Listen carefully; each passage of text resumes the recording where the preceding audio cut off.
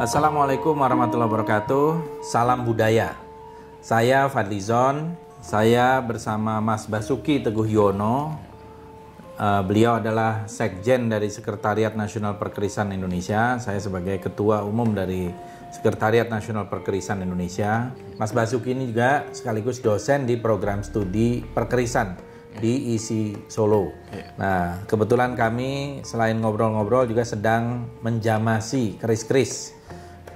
Kami atas nama SNKI mengucapkan selamat tahun baru Islam, tahun baru Hijriah 1442 Hijriah. Semoga di tahun baru ini kita mendapatkan kehidupan yang lebih baik, kemudahan-kemudahan, dan juga terutama dalam menghadapi COVID-19 dan resesi ekonomi, kita dijauhkan dari itu dan diberikan kebaikan-kebaikan. Ada satu tradisi ya, Mas Basuki, di tahun baru Islam, Muharram, atau juga dalam bahasa Jawa seringkali disebut sebagai Suro, bulan Suro, untuk merawat keris-keris dengan cara menjamasi.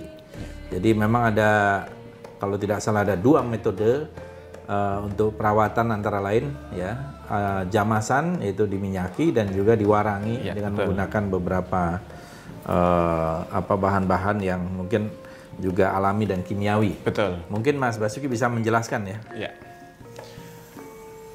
Adanya tradisi mewarangi atau istilahnya adalah jamasi keris pada bulan Suro atau 1 Muharram itu merupakan satu tradisi yang berkembang di tanah Jawa semenjak era Islam berkembang di Nusantara. Bagi masyarakat Hindu, jamasan biasa dilakukan pada saat hari raya Tumpek Landep 210 hari.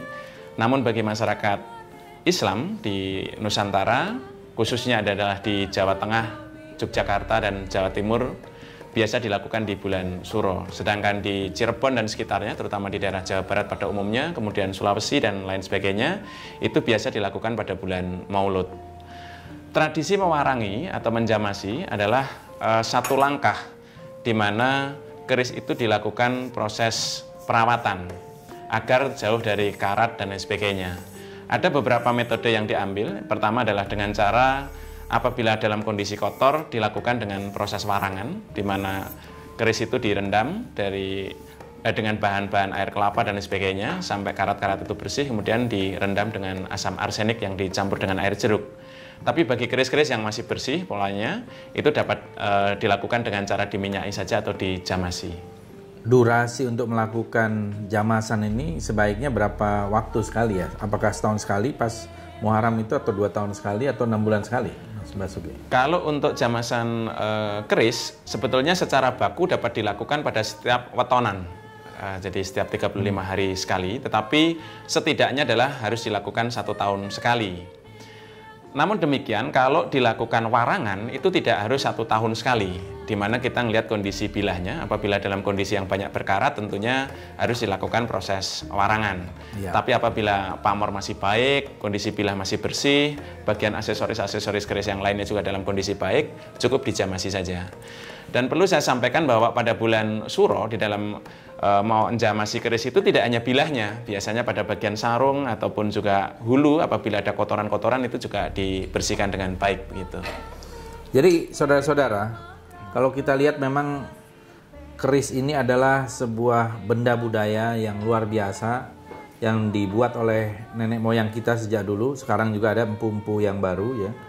Ini adalah benda budaya yang sudah diakui oleh UNESCO sebagai intangible heritage of humanity, yaitu warisan agung budaya dunia pada tahun 2005 ya, Mas Basuki.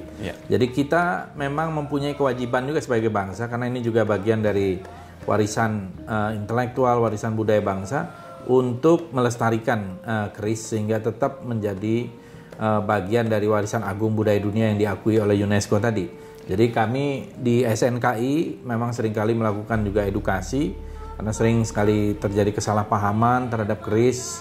Ya, padahal keris ini adalah, lihat saja bentuknya saja luar biasa dan sangat indah.